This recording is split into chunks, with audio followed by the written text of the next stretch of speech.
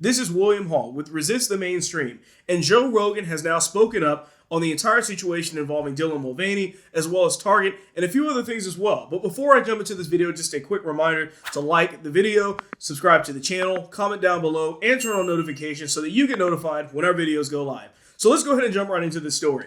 Joe Rogan is on a podcast with Ice Cube. So the rapper, many of you are aware of him. He's like an actor and done a few movies and things like that as well. So they were on this podcast talking about the Dylan Mulvaney situation with Bud Light and everything that entails that situation as well. So go ahead and check out the clip here. You know, Capital don't care. Yeah. Capital has no emotions. Capital only respects capital. Yeah, the only time it respects people's opinions is when people boycott shit and it works, like this Bud Light thing. Yeah. And now people are like, don't do that again. Yeah. Like, be careful. Because look what happened to Bud Light. Well, who controls Bud Light? That's the question. Why would they make a dumb decision like that? Are they trying to ruin Bud Light? And why would they want to ruin Bud Light? Are they trying to take down some of our most iconic American brands? And why would that help? I don't think they were trying to. I don't think they had any idea this was going to happen.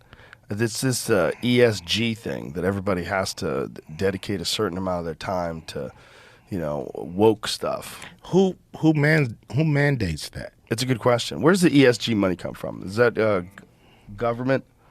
Like, where does that come from? And it's they have scores, and the ESG score of your corporation determines what you get. And the problem is also you get these people that are coming out of college, like this lady who made the decision for Bud Light. You know, she's gone through the university system, she's in the corporate system, and she's a woman, and she thinks, you know, we have to be more inclusive, and that's all the language everyone's using today. Yeah. And so they don't know any real people. They don't know regular people. They have no idea that if you take a brand, Bud Light, which is like known for, you know, blue-collar drinking people, that they like to fucking watch football and drink Bud Light, and then all of a sudden you have this mentally ill person who's just an attention whore, and you make a big deal out of putting this person's 365 days of womanhood. You put that on a Bud Light can, and they freak the fuck out. Yeah. And then Kid Rock shoots a bunch of them, and then it's on.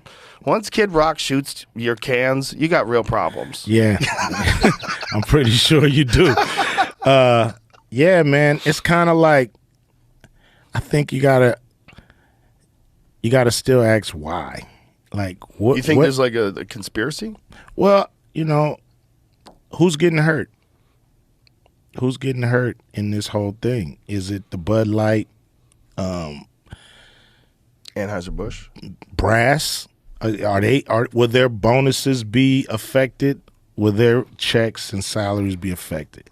You got this lower level person fired, and a bunch of middle class guys are paying the price because you got distribution centers, you know, the guys that deliver the beer nobody want, and now they're out of a job. Now you're really attacking the middle class by making a brand that's so big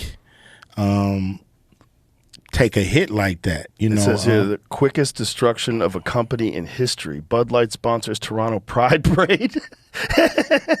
So, you know, it's when was this? That was just the other day. Yeah. Oh, they're so silly. The Pride people are mad at them because they didn't support Dylan Mulvaney, so they like kicked it out of gay bars. You don't win, you know, either way at the end of the day. But, you know, I think about the companies that own these companies, the people that own these companies, and why would they let a decision like that take the company down? I don't think they thought it was going to. I think this is a legitimate public outrage one where they just pushed too far and people went, fuck you. And it wasn't even like a real like promotion. It was a thing they sent a can to this person, this Dylan Mulvaney person. But I don't think it went anywhere else. I think it was just like, here, this is for you, and you put it on social media. They made some sort of a partnering deal, you know, and that was it. So why Target do the same thing? Well, I think that's an ESG thing. That's an ESG thing, right? And Target lost billions of dollars too, because people are sick of this shit. They're sick of social things like that are controversial getting stuffed into your face, and where you have to accept it. Yeah. And people are like, I don't want to accept it. It's just like, I'm just coming here for fucking toilet paper. All right, so a lot of interesting things that are kind of shared between the two of them right there, of course. And really the point behind all of this is really discussing just how these companies are kind of shooting themselves in the foot by doing all of these things that are anti-consumer against their entire target demographic. I mean, Rogan mentions it several times where he basically says, look, you know who your target demographic is. Why in the world would you go out there and pull this marketing campaign assuming that for some reason it's not going to affect them, right? It does, in fact, make a difference when you do this type of stuff, when you just go out there and advertise like this. And these companies thought they were immune to it, as he mentioned as well. They didn't think this was going to blow up in their face. They thought that people were just going to run with it and roll with it.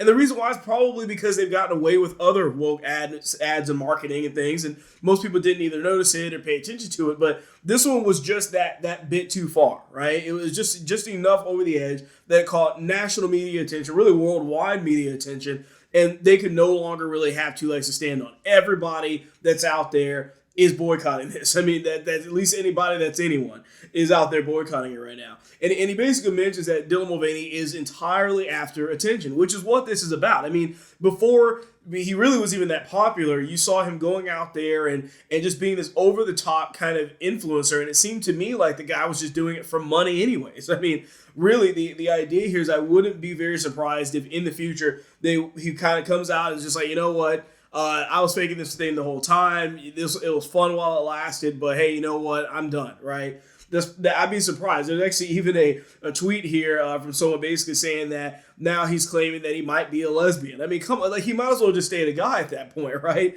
That's what we're seeing here. So Rogan points out correctly that he's mentally ill, right? Like there's something that's going wrong with this person right there where they are thinking that what they're doing is correct when it's just a matter of the fact that nobody is in this guy's life telling him, dude, what are you doing?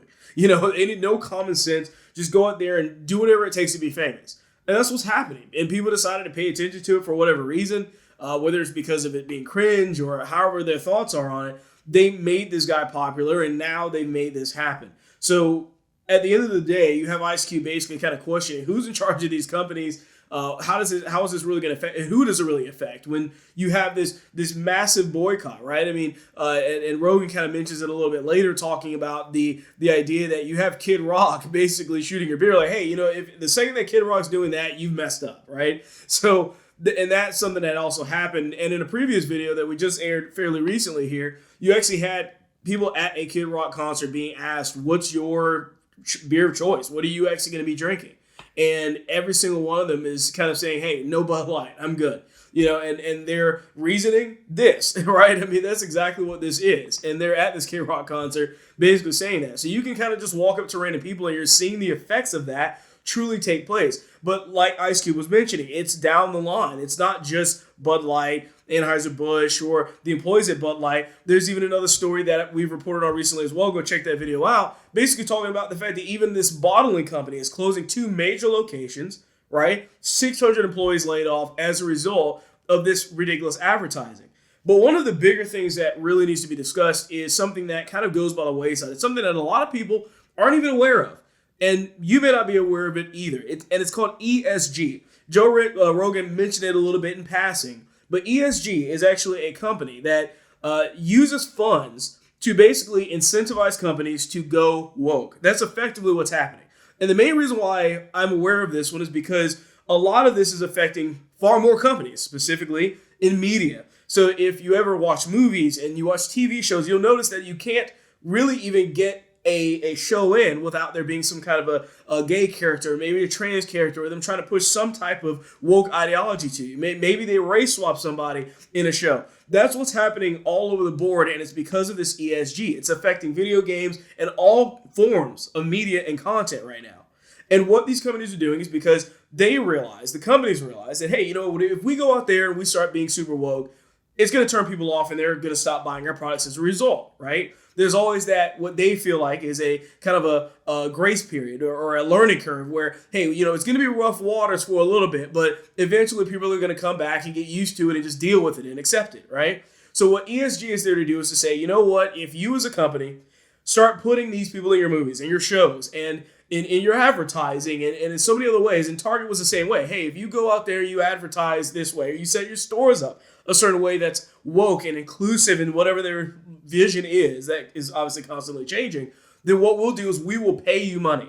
We will allow you to make money based off of or at least to compensate for the losses that you've taken as a result of going woke in the first place. The idea being that, hey, we can go out there and we can boycott, or these people can just stop buying your product or whatever, but ESG will line their pockets enough for these companies to say, you know what, I can afford to do that. We can afford to take that hit. And that's why it's so important that we not just consume the content and then just say it's bad, but actually go out there and really do what's effective, which is to vote specifically with our wallet heavily, right? Enough, so much that the ESG money can't make up for the fact that that's happening. So do keep in mind, a minor boycott isn't as effective when you have a company, ESG, out there that is specifically trying to compensate these companies for the fact that they're going to be losing money.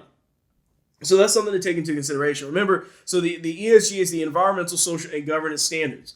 So it's a way for them to basically force ideals on different companies, force them to do certain things that are obviously completely woke, of course, and as a result try to compensate for their losses from a boycott or from them losing some of their target demographic by paying them extra money, millions of dollars, so right? And I believe people are actually donating to this organization to allow that to happen. Maybe they're getting some other kind of money from somewhere, I don't know, but the point is that these companies are getting paid pretty well to basically be woke. So it helps to try and compensate for that kind of stuff. But be aware that that's happening. And but a boycott like this with Bud Light can't compensate for any money that ESG gives to Bud Light, especially when they're looking at an over $20 billion loss. I mean, there's no way that the amount of ESG money is going to make up for that kind of loss. But once again, this is an interesting clip, and it's an interesting situation, especially very surprising to see Ice Cube kind of being on there, being fairly, reasonable, fairly down to earth, understanding, hey, these companies are doing stupid things. Why are they doing this? And just asking